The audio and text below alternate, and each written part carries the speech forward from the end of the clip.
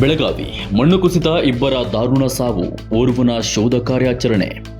ನ್ಯೂಗಾಂಧಿ ನಗರದ ರಾಷ್ಟ್ರೀಯ ಹೆದ್ದಾರಿ ಪಕ್ಕದಲ್ಲಿ ಬುಧವಾರ ಮಣ್ಣು ಕುಸಿತದಿಂದ ಸ್ಥಳದಲ್ಲಿಯೇ ಇಬ್ಬರು ಮೃತಪಟ್ಟಿದ್ದು, ಓರ್ವನ ಪತ್ತೆಗೆ ಶೋಧ ಕಾರ್ಯಾಚರಣೆ ನಡೆಸಲಾಗುತ್ತಿದೆ.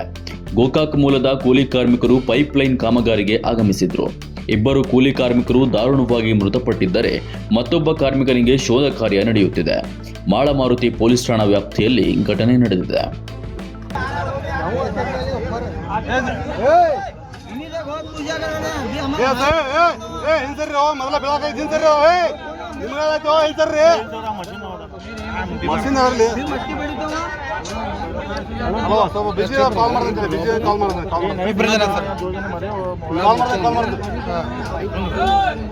क्लास हो लगता है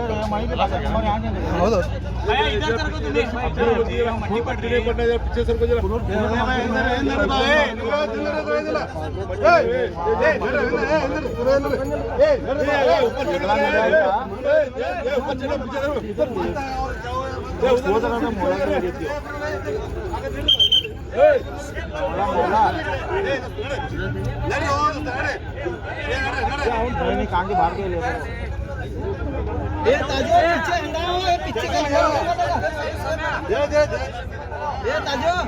पिक्चर